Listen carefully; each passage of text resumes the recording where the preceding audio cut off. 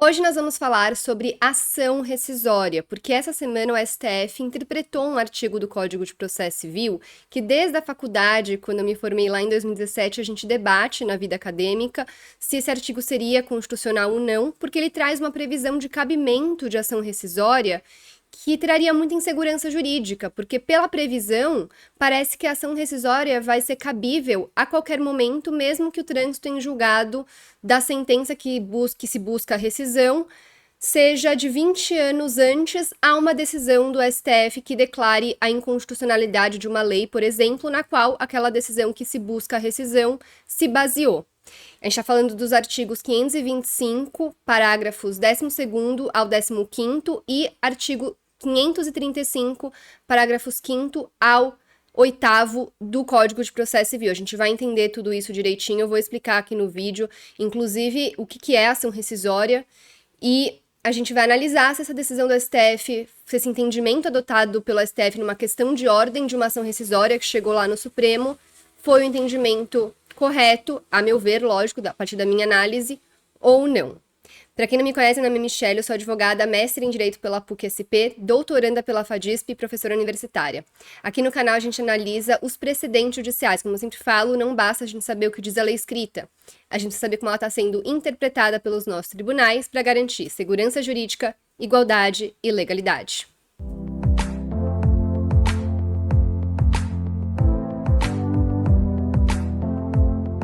Antes da gente começar a nossa análise, eu tenho uma novidade para contar que eu estou muito feliz de compartilhar, porque faz mais de ano que eu estou idealizando esse curso, que é um curso para ensinar o processo na prática.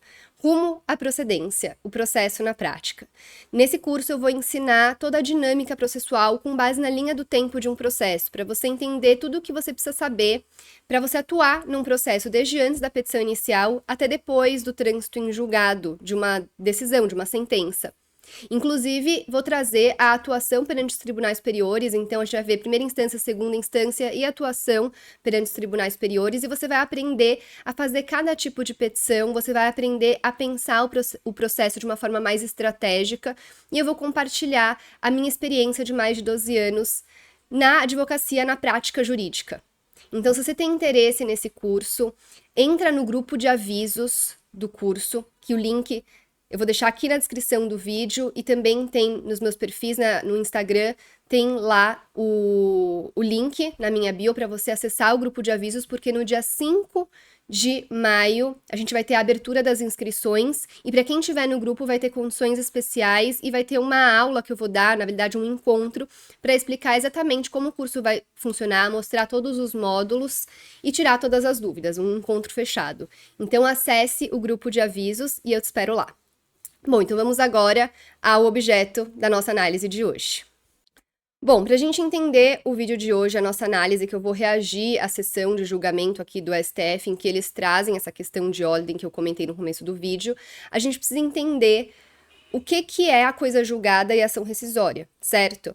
Então, o artigo 5º da Constituição Federal, ele traz a previsão aqui no inciso 36 de que a lei não prejudicará o direito adquirido, o ato jurídico perfeito e a coisa julgada. O que isso diz basicamente? Que a partir do momento que você tem uma sentença num processo a seu favor, e essa sentença transitou em julgado, ou seja, contra ela não cabe mais nenhum recurso, você está protegido, porque nem a lei, em regra, vai poder retroagir no tempo para desfazer essa coisa julgada. Então, se você teve uma sentença aqui com base num artigo de lei, garantiu os seus direitos com base nesse artigo, e depois veio a lei, depois de anos, e mudou, e falou, não, esse artigo não vale mais, agora a gente está alterando.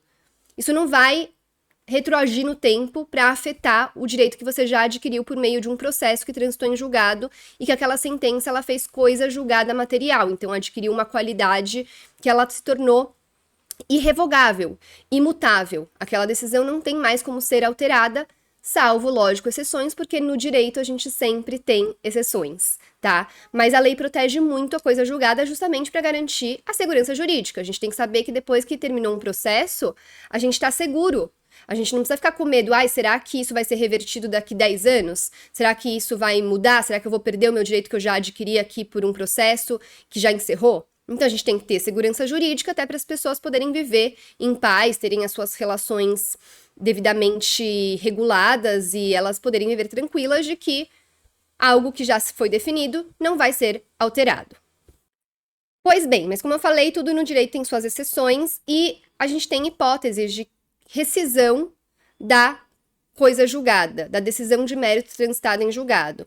Então, a gente tem o artigo 966 do Código de Processo Civil, que traz as hipóteses em que cabe a ação rescisória, que é justamente a ação que você pode mover para rescindir uma decisão de mérito já transitada em julgado. Então, o artigo 966 fala: a decisão de mérito transitada em julgado pode ser rescindida quando?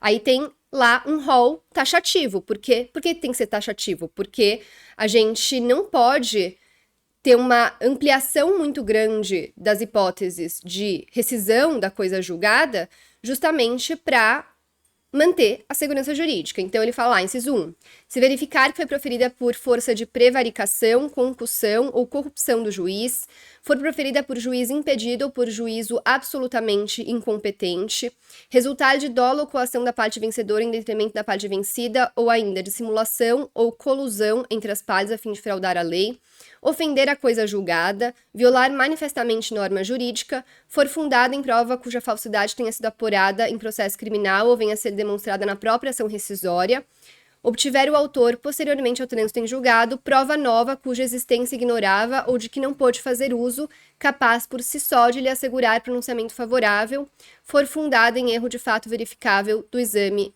dos autos. Ela vai explicar o que é erro de fato, que é quando a decisão rescindenda admite um fato inexistente ou quando considera inexistente um fato que efetivamente ocorreu. E vai trazer as hipóteses também de prazo para o ajuizamento da ação rescisória. Então, o artigo 975 do CPC prevê que o direito à rescisão se extingue em 2 anos contados do trânsito em julgado da última decisão proferida no processo. E traz uma exceção de que, se fundada a ação no inciso 7 do artigo 966, que é o caso de prova nova, o termo inicial do prazo será a data de descoberta da prova nova, observado o prazo máximo de 5 anos contado do trânsito em julgado da última decisão proferida no processo. Então, se durante 5 anos depois da decisão que transitou em julgado surgiu uma prova nova, aí sim vai poder ser apresentada a ação rescisória no prazo de 2 anos contado da descoberta da prova nova, que tem que aparecer nesse prazo de 5 anos. E qual que é a grande polêmica que chegou lá no STF, que eu falei que desde a faculdade a gente discute a constitucionalidade dessa previsão do CPC e que chegou lá no STF? É justamente o que prevê o artigo 525, que se repete no artigo 535, que fala de cumprimento de sentença em decorrência da obrigação de pagar quantia certa da Fazenda Pública. Então, o 525, ele vai trazer a necessidade do pagamento de uma condenação quando a gente já tem uma sentença transitada em julgado. Então, transcorrido o prazo previsto no artigo 523 sem o pagamento voluntário, inicia-se o prazo de 15 dias para que o executado, independentemente de penhora ou nova intimação, apresente nos próprios autos sua impugnação. Então, quando a gente tem uma sentença, a gente dá início ao cumprimento de sentença e a pessoa é intimada para pagar, e se ela não pagar em prazo de 15 dias, ela vai ter mais um prazo de 15 dias para poder impugnar, eventualmente, aquele cumprimento de sentença e demonstrar algumas hipóteses que demonstrariam que aquele cumprimento de sentença não pode prosseguir. Então, nulidade de citação, ilegitimidade da parte, penhora incorreta, excesso de execução, enfim. E uma dessas hipóteses é o inciso 3 do parágrafo 1º. Inexequibilidade do título ou inexigibilidade da obrigação. E aí que a gente entra na polêmica, que o parágrafo 2º desse dispositivo fala que, para efeito do disposto no inciso 3 do parágrafo 1º deste artigo, considera-se também inexigível a obrigação reconhecida em título executivo judicial, fundado em lei ou ato normativo considerado inconstitucional pelo STF, ou fundado em aplicação ou interpretação da lei ou do ato normativo tido pelo STF como incompatível com a Constituição Federal, em controle de constitucionalidade concentrado, ou seja, a ação direta de inconstitucionalidade, por exemplo, ou difuso, um recurso extraordinário com repercussão geral reconhecida, que é julgado lá no STF, que é o que a gente mais analisa aqui no canal. Aí o parágrafo 3º fala... Então, não sei se vocês entenderam, mas basicamente está falando, olha, se a gente tem uma decisão do STF que está falando que a lei em que se infundou a sentença é uma lei inconstitucional, o executado num cumprimento de sentença, ele pode alegar que aquela sentença é inexigível, que aquela obrigação é inexigível, e com base no precedente. Então, pode, por meio de uma petição simples, né, na impugnação, falar, não tem que cumprir isso, é inexigível, porque a gente está falando de uma lei inconstitucional. Ou cuja interpretação adotada é inconstitucional, de acordo com um precedente do STF. O parágrafo 13º fala, no caso do parágrafo 12º, os efeitos da decisão do STF poderão ser modulados no tempo em atenção à segurança jurídica. Nem precisaria ter esse dispositivo, porque a possibilidade de modulação está tanto na lei da ação declaratória de inconstitucionalidade, como no próprio CPC, no artigo 927, parágrafo 3º e 4º, se eu não me engano, que falam da possibilidade de modulação dos efeitos de um precedente, o que é muito importante. Já falei algumas vezes sobre isso aqui no canal, mas eu vou falar também nesse vídeo. Parágrafo 14º, a decisão do STF, referida no parágrafo 12º, deve ser anterior ao trânsito em julgado da decisão exequenda. Então, tá falando, olha, para isso poder ser alegado pelo executado no próprio cumprimento de sentença em impugnação, essa decisão do STF tem que ter sido antes do trânsito em julgado da sentença que está sendo executada. Só que aí, a grande polêmica é o parágrafo 15º, que fala, se a decisão referida no parágrafo 12º for proferida após o trânsito em julgado da decisão exequenda, caberá ação rescisória, cujo prazo será contado do trânsito em julgado da decisão proferida pelo STF. Qual é o problema? Que a gente fica, se a gente faz uma interpretação literal, parece que se eu tenho uma sentença que transitou em julgado no ano de 2000, aí eu tenho agora, em 2025, uma decisão do STF que fala que a lei em que se fundou aquela sentença de 2000 é inconstitucional. Eu poderia agora, em 2025, ajuizar uma ação rescisória para rescindir uma sentença de uma ação do ano de 2000. Imagina insegurança jurídica. Eu tive uma sentença transitada em julgado aqui e eu posso ficar sempre na dúvida. Bom, mas se daqui 20 anos, daqui 30 anos, daqui 50 anos, o STF falar que essa lei é inconstitucional, eu vou poder ter essa minha decisão, essa coisa julgada material rescindida? Era o grande problema e era muito essa discussão que a gente trazia dentro da faculdade, e traz no mestrado, no doutorado, da inconstitucionalidade dessa interpretação do parágrafo 15º do artigo 525, que se repete no 535, parágrafo 8º.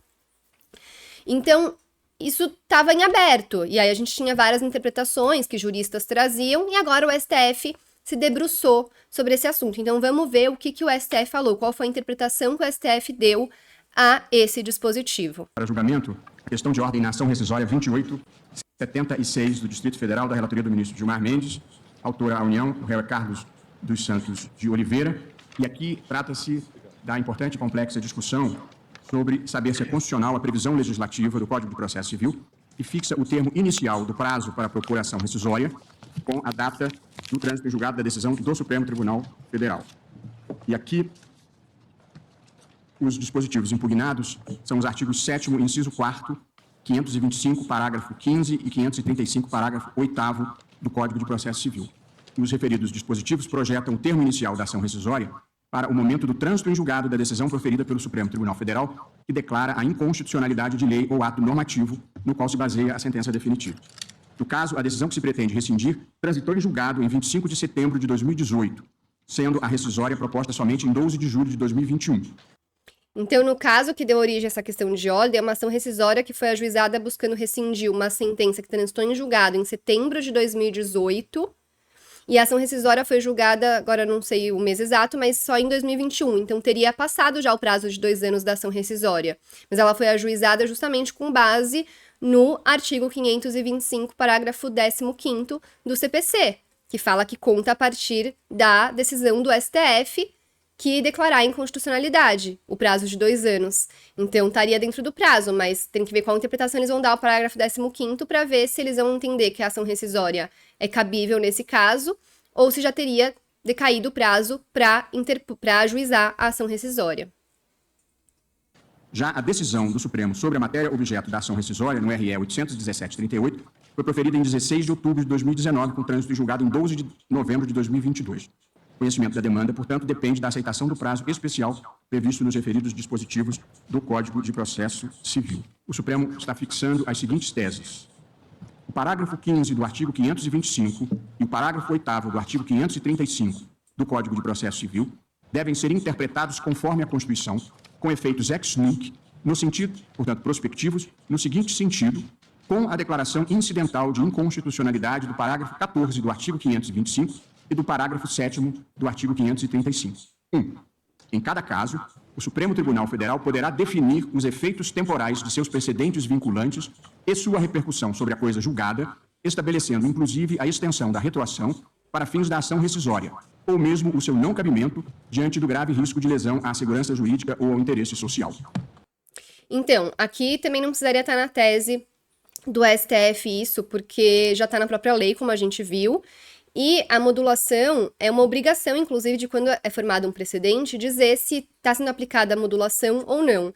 E eu tenho um artigo que eu defendo que, como regra, a modulação, que é justamente falar, olha, esse precedente só vai valer daqui para frente, a modulação é isso, falar os efeitos prospectivos de uma decisão, se eles vão retroagir ou se não. Então, quando você aplica a modulação, você está basicamente falando, olha, isso aqui não vai retroagir, vai só valer a partir de tal data. Você pode fazer uma modulação a termo falando só a partir de tal data vai começar a valer esse entendimento. Ou você pode fazer uma modulação puramente prospectiva, que é falar, esse entendimento só vai valer para as ações que forem ajuizadas ou que tiverem início, que tiverem como causa de pedir um fato ocorrido já sob a égide desse novo entendimento. E eu entendo que, como regra, a modulação ela não tem que ser aplicada, então a decisão do STF tem que retroagir quando o STF está pacificando um entendimento que antes era divergente. Então a gente não tinha um entendimento consolidado. Tinha várias decisões divergentes na jurisprudência, o STF vai lá e fala, entre as interpretações A, B e C, a correta é a A. Nesse caso, eu entendo que tem que retroagir, porque a gente não está tendo uma mudança de entendimento, a gente está tendo um entendimento estabelecido. Então, não, a pauta conduta correta, com base na lei, é essa. Diferente da situação em que o STF está mudando o entendimento anterior que ele já tinha adotado. Então, uma mudança de um precedente, uma mudança efetiva da jurisprudência. Então, a jurisprudência sempre foi consolidada no sentido A, aí vem o STF num precedente e fala, não, estou mudando para o sentido B. Então, a gente tinha uma pauta de conduta definida e essa pauta de conduta é alterada por um novo entendimento, que é basicamente uma alteração da lei. Então, da mesma forma que a lei não retroage no tempo, como regra, um precedente que muda um entendimento anterior também não pode retroagir no tempo. Então, nesses casos, tem que ser aplicada a modulação. É o que eu entendo que deve ser como regra. Lógico que, como tudo, tem suas exceções. Então, isso não precisaria estar na tese, porque a obrigação de modular os efeitos de uma decisão já estão no Código de Processo Civil, também já pode ser extraído da própria Constituição Federal, quando a gente está trazendo a questão da segurança jurídica, da coisa julgada e tudo mais. E também está na própria lei da ação declaratória de inconstitucionalidade a possibilidade de modulação dos efeitos, para que tenha efeitos ou ex tunc, né, que é justamente retroagir, ou ex nunc, que é não poder retroagir. 2. Na ausência de manifestação expressa, os efeitos retroativos de eventual rescisão não excederão 5 anos da data do ajuizamento da ação rescisória, a qual deverá ser proposta no prazo decadencial de 2 anos, contados do trânsito em julgado da decisão do Supremo. 3.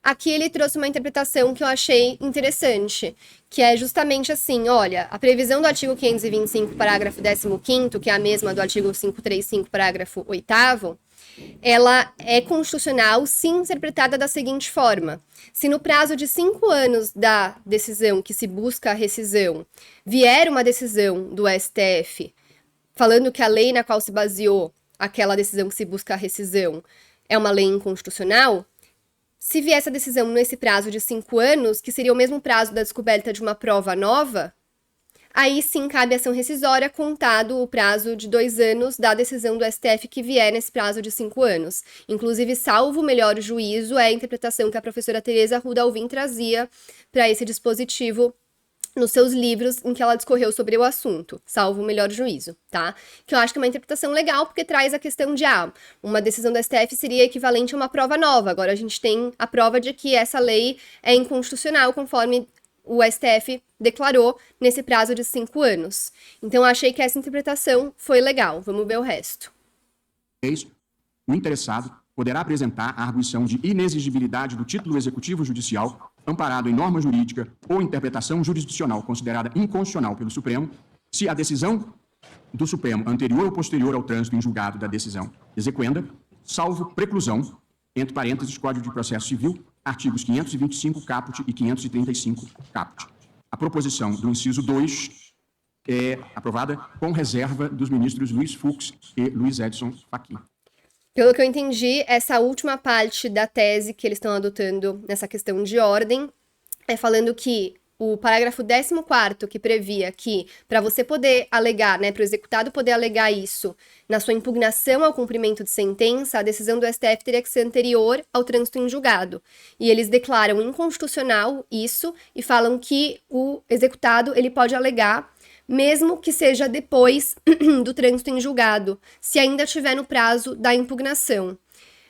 Não acho que isso é grave, porque pensando no sentido de que a gente tem que evitar também, pensar numa celeridade processual, evitar a movimentação da máquina judiciária de uma forma desnecessária, se esse executado ele está no prazo da impugnação para demonstrar que aquela sentença se baseou numa lei que logo após foi declarada inconstitucional ou que antes foi declarada inconstitucional, como já previa a lei, por que vai impedir isso, fazer com que a pessoa pague uma dívida, por exemplo, para depois ela poder, em ação rescisória, reverter isso? Então, não acho que foi a pior decisão, apesar de o legislativo ele ter colocado uma opção lá expressamente, no sentido de que na impugnação só poderia alegar aquilo que foi antes do trânsito em julgado da sentença executada. Então, a gente teve uma opção do legislativo que, ok, o STF declarou inconstitucional. A gente tem que entender, depois, quando saiu o acórdão, qual foi o fundamento para a declaração de inconstitucionalidade. Acho que eles foram por essa linha que eu falei, da celeridade e tudo mais. E de não fazer uma pessoa pagar por uma dívida que, assim que ela entrar com ação rescisória, vai ser verificado que ela não deveria arcar com essa dívida. Mas, vamos ver quando sair o acórdão. Deixa eu ver se tem mais alguma coisa aqui que ele vai falar. Portanto, essa fica sendo a tese de julgamento, agradecendo uma vez mais nada, foi isso, a tese adotada bem rápido mesmo, como eu falei. Delicado. Bom, então se você está advogando pelo executado num cumprimento de sentença, saiba que, se você estiver no prazo da impugnação e você souber de um precedente do STF que, desde o trânsito em julgado até a data do prazo que você está lá para apresentar a impugnação por meio de sentença, veio um precedente, seja em controle concentrado, seja em controle difuso da constitucionalidade, falando que a lei na qual se baseou a sentença é inconstitucional, a interpretação que foi dada foi inconstitucional, você pode alegar a inexigibilidade daquela decisão na impugnação, no prazo da impugnação. Ou, se já tiver passado o prazo da impugnação, você pode depois utilizar o precedente do STF, se ele surgir nesse prazo de 5 anos da decisão transitada em julgado, que foi em desfavor do seu cliente, você pode ajuizar a ação rescisória. Então, essa é a importância. Passou um barulho muito grande aqui na rua, pausei, mas só para concluir. Essa é a importância de você saber os precedentes judiciais, de você conhecer os precedentes judiciais. Porque conhecendo os precedentes, isso te permite defender o seu cliente de várias outras formas que, tradicionalmente, você não conseguiria se defender. Você consegue pensar de forma estratégica, pensar, bom, eu tenho aquele cliente e agora saiu uma decisão do STF, deixa eu avisar o que aconteceu e falar que agora cabe uma ação rescisória para tentar reverter aquela decisão. Então é muito importante dominar o processo civil, pensar o processo dessa forma estratégica. Eu gosto de falar que a gente tem que pensar o processo como um jogo de xadrez, que a gente pode mexer uma peça e a gente tem que pensar, se eu mexer essa peça, o que vai acontecer? Que decisão pode vir? O que a outra parte pode alegar? E aí, pensando no que a outra parte fizer, qual vai ser o meu próximo passo depois disso? E conhecer os precedentes é essencial para você também ter essa visão estratégica do processo. Por isso, se você gostou desse vídeo, já se inscreve aqui no canal se você ainda não está inscrito, curte o vídeo, compartilha com outras pessoas, deixa seu comentário, suas dúvidas, suas opiniões e, de novo, não se esqueça do curso em que eu vou ensinar o processo na prática justamente para você compreender tudo sobre o sistema de precedentes, para você compreender tudo sobre o processo desde o seu início até o seu fim, tá? Como eu falei, o link para o grupo de avisos tá aqui na descrição e também tá no meu perfil do Instagram. Entre no grupo porque no dia 5 de maio, só para quem estiver no grupo, a gente vai ter um encontro fechado para eu explicar como o curso vai funcionar, tirar todas as dúvidas e abrir as inscrições com condições especiais para quem estiver no grupo de avisos. Então, por hoje é isso, espero que você tenha gostado. De novo, curta, compartilhe esse vídeo, se inscreva no canal e deixe nos comentários suas dúvidas, opiniões e sugestões. Muito obrigada pela atenção e pela companhia, e até semana que vem.